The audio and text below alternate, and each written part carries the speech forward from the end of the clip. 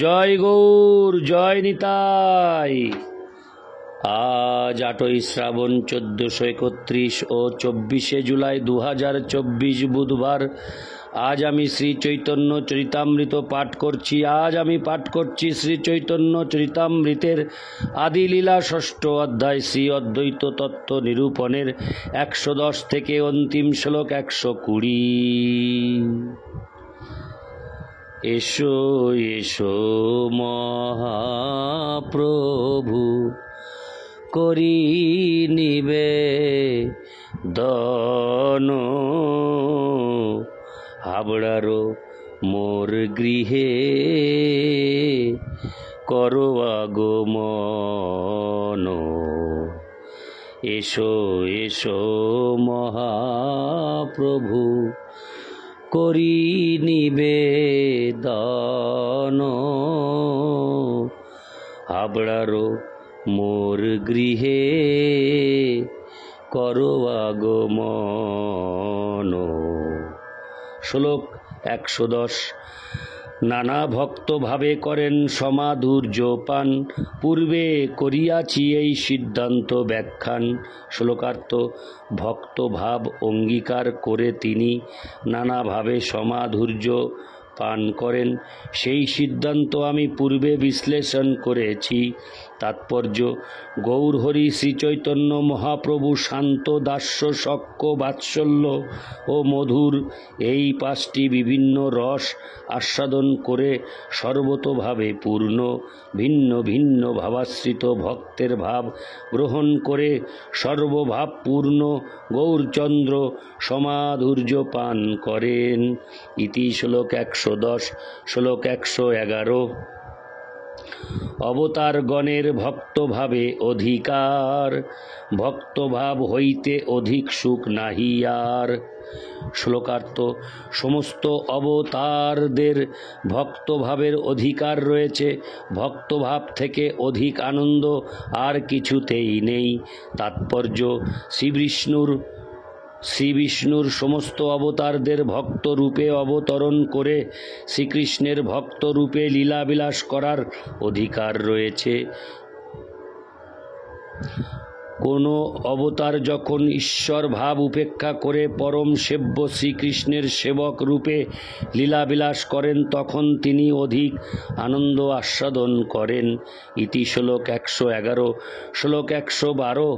মূল ভক্ত অবতার শ্রী শঙ্কর্ষণ, ভক্ত অবতার তহি অদ্বৈতে গণন। শ্লোকার্থ: মূল ভক্ত অবতার হচ্ছেন শঙ্কর্ষণ। শ্রী অদ্বৈত আচার্য প্রভুকে সেরূপ অবতারদের মধ্যে গণনা করা হয়।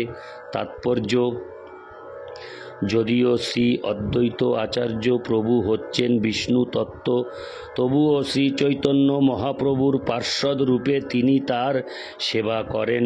শ্রী বিষ্ণু যখন সেবক রূপে অবতীর্ণ হন, তখন তাকে বলা হয় শ্রীকৃষ্ণের ভক্ত অবতার। মহাবৈকুণ্ঠে শ্রী শঙ্কর্ষণ চতুর্ভুহে ঈশ্বর রূপে অবস্থিত হয়েও মূল ভক্ত অবতার। কারণাবধিসায়ী মহাবিষ্ণু শঙ্কর্ষণের আর এক প্রকাশ। প্রকৃতির প্রতি তার দৃষ্টিপাতের প্রভাবে নিমিত্ত ও উপাদান রূপ কারণের মাধ্যমে এই জড় জগতের প্রকাশ হয়। অদ্বৈত প্রভু মহাবিষ্ণুর অবতার বিষ্ণু তত্ত্ব।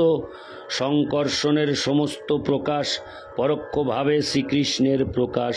সেই সূত্রে অদ্বৈত আচার্য প্রভু গৌর কৃষ্ণের নিত্য সেবক, তাই তিনি ভক্ত অবতার। ইতি শ্লোক 112। শ্লোক 113। অদ্বৈত আচার্য গোসাঙ্গীর মহিমা অপার, যাহার হুঙ্কারে কইল চৈতন্যাবতার। শ্লোকার্থ: শ্রী অদ্বৈত আচার্য প্রভুর মহিমা অপার।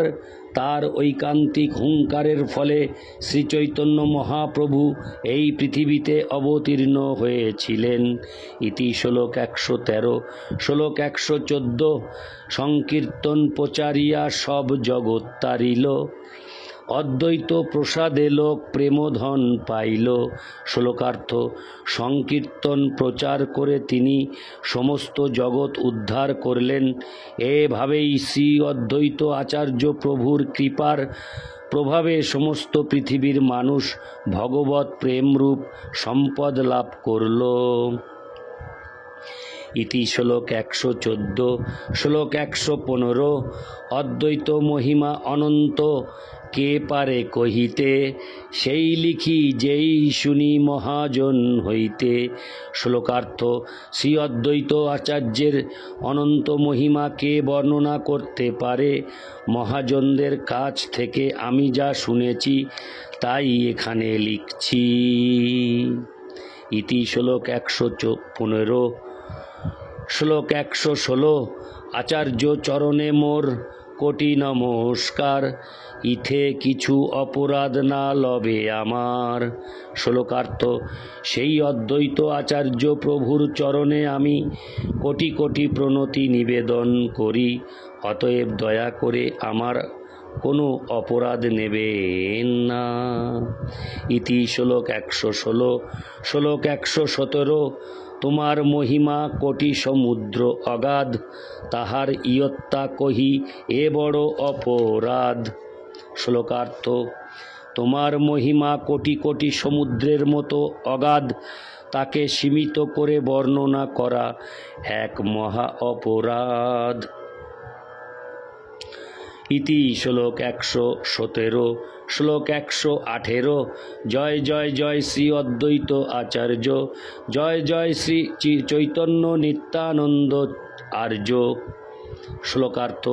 জয় শ্রী অদ্বৈত আচার্য প্রভুর জয়, জয় শ্রী চৈতন্য মহাপ্রভুর জয়, জয় শ্রী নিত্যানন্দ প্রভুর জয়। ইতি শ্লোক 118। শ্লোক 119। দুই শ্লোকে কহিল অদ্বৈত তত্ত্ব নিরূপণ, পঞ্চতত্ত্বের বিচার কিছু শুনো ভক্তগণ। শ্লোকার্থ। এভাবেই দুই শ্লোকে আমি শ্রী অদ্বৈত আচার্য প্রভুর তত্ত্ব নিরূপণ করলাম।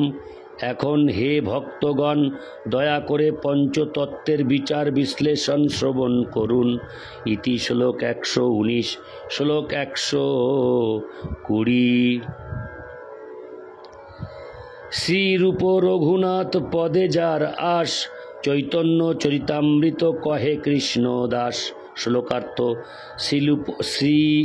শ্রীল রূপ গোস্বামী ও শ্রীল রঘুনাথ দাস গোস্বামীর শ্রীপাদ পদ্মে আমার প্রণতি নিবেদন করে, তাদের কৃপা প্রার্থনা করে এবং তাদের পদাঙ্ক অনুসরণ পূর্বক আমি কৃষ্ণদাস শ্রী চৈতন্য চরিতামৃত বর্ণনা করছি।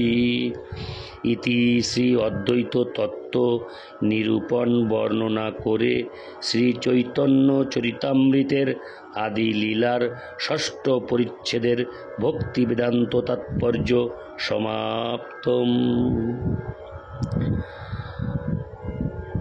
আমরা ষষ্ঠ অধ্যায় শেষ করে আগামী অডিওতে সপ্তম পরিচ্ছেদ, হরে কৃষ্ণ, ষষ্ঠ পরিচ্ছেদ সমাপ্ত করে আগামী অডিওতে আমরা সপ্তম পরিচ্ছেদে পদার্পণ করব। সপ্তম পরিচ্ছদ হচ্ছেন পঞ্চতত্ত্বাখ্যান নিরূপণ। পঞ্চতত্ত্বাখ্যান নিরূপণ। ততক্ষণে আপনারা সকলেই ভালো থাকুন, ঈশ্বরের কৃপা গ্রহণ করে অতীব আনন্দে যাপন করুন এবং আমাকে আশীর্বাদ করুন, আমি যেন এইভাবে এগিয়ে যেতে পারি। এসো এসো মহাপ্রভু, করি নিবেদন, হাবড়ারো মোর গৃহে করো আগমন। এসো এসো মহাপ্রভু, করি নিবেদন, হাবড়ারো মোর গৃহে করো আগমন। জয় গৌর জয় নিতাই। হরে কৃষ্ণ, রাধে রাধে, জয় শ্রীকৃষ্ণ, রাধে শ্যাম।